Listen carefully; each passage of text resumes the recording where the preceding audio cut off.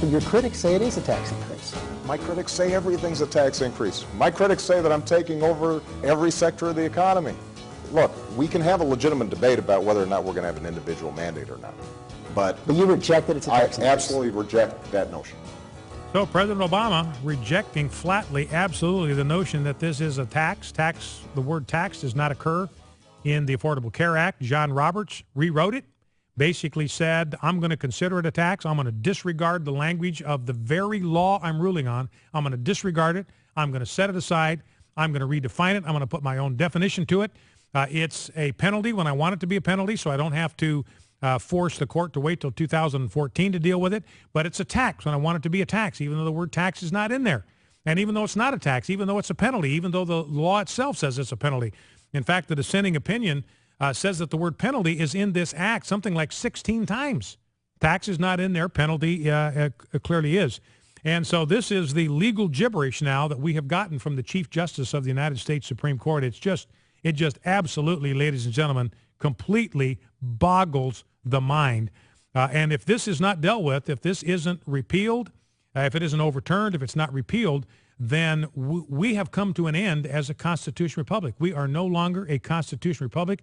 There's no such thing as separation of powers. There's no such thing as a limited federal government. And the dissenters say as much in their dissent. Look, this is the end of any kind of restriction on the power of the federal government. And here with us to kind of sort through some of this is Twila Brase. Twila is a frequent guest here on Focal Point. She is the one that authors the Health Freedom Minute that airs on our network. You hear it often here on Focal Point. She is the founder and president of the Citizens Council for Health Freedom. Twila, welcome back to Focal Point with Brian Fisher. Thanks so much, Brian. Glad to be here.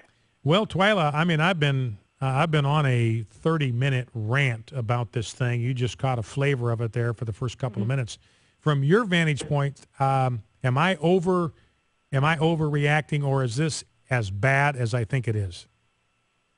No, it's bad. You know, I was actually in the court. I was one of the last 8 to get in. And so I was sitting there along with some other folks who were in my camp on this. And we were all excited.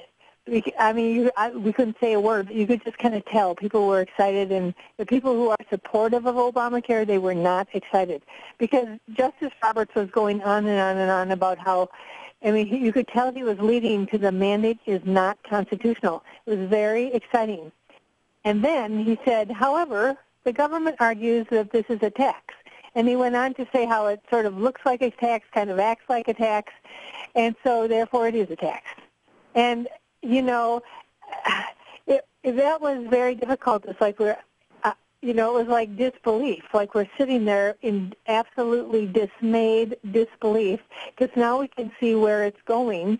And now there's not even going to be a question of severability, of throwing the whole thing out, because he has found a way to rule to support the mandate even without it being, even though it's unconstitutional.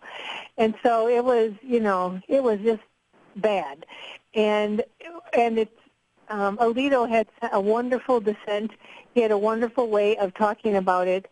And it's absolutely true, in my opinion, that Justice Roberts pulled this out of thin air. The fact of the matter is, when you're in law or when you're at the legislature, every word counts. You make sure that an is does not become a was, and you make sure a the does not become an a. And here there is no word tax. It's all penalty. And Justice Roberts decided to join with the liberal part of the court and move the whole law forward. You know, and it's interesting. It's interesting, Twila, I'm looking here at John Roberts' ruling, and he says, look, this thing would be unconstitutional under the Commerce Clause and the Necessary and Proper Clause. So he says, look, if I was looking at this thing from the standpoint of the Commerce Clause, this would be unconstitutional. It's not authorized under the Commerce Clause. If I was looking at this thing under the Necessary and Proper Clause, it would be unconstitutional. So this is just bizarre to me that he's saying it's unconstitutional under the Commerce Clause and the Necessary and Proper Clause, but it is constitutional under the taxing power, even though the word tax is not even in the bill. The word penalty is. I mean, this is bizarre to me. Is it bizarre to you? Right. One has to just wonder. You know, I just wonder Has anybody gotten to him?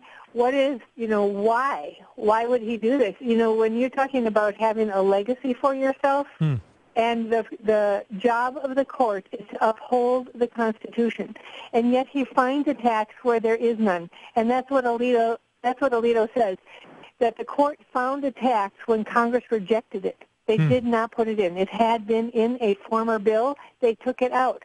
Clearly, the Obama administration knew that if they had it as a tax, the American public would have seen what it was, and they would have rejected Obamacare. They would have made it very difficult for them to push this forward. So they took out the tax, and now they come around and they argue that it is a tax, and Chief Justice Roberts lets them do it and get by with it. It's just and amazing. Again, I went over this in the last segment, but I just cannot get over this, where this is on page 4 of his ruling. He says, in answering the constitutional question, this court follows a functional approach. In other words, whether this is a tax or a penalty, the court follows a functional approach disregarding the designation of the exaction. In other words, Roberts admits that if we take the designation that's in the bill, it's not a tax. So he says, I'm going to disregard it. I'm going to disregard the very designation that's found in the law itself, and I'm going to make up my own definition. Right. And Alito, in his dissent, said that the court created a new act, a statute that Congress did not write. Yeah. And he called it vast judicial overreaching. And that is entirely true. Boy, that entirely true. Well, and let me ask you this, Twila. I want to get on to kind of where we go from here, but I was stunned that Roberts veered this far off of the planet. This guy is out in orbit. He's lost his bearings. He no longer is using the Constitution, even pretending to use the Constitution, not even using the dictionary as a compass. I mean, he's not even allowing himself to be restrained by the plain meaning of words. I mean, to me, this is alarming when you think about the fact he's still a young guy. He could be pulling this kind of nonsense for another 25 years. Right. And then he sort of has what I would say the audacity to say towards the end that, they're essentially just the court and they have to they can't change bad policy because this is, they just have to let happen whatever happens with the people that have been put into power by the people. And I'm like, that is so ridiculous because Chief Justice Roberts, pulled a tax where there was no tax.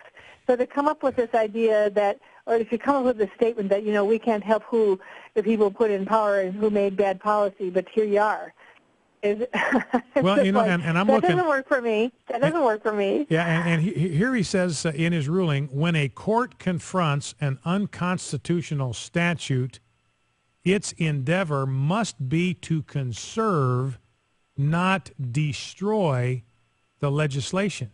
In other words, he's saying my goal here was not to determine whether this was constitutional or not, but to do everything I possibly could to preserve it. And it seems to me that's a dereliction of his duty. His job is not to uphold. His job is to assess constitutionality. And he calls it right here an unconstitutional statute and then turns right around and jiggers with the language to protect it.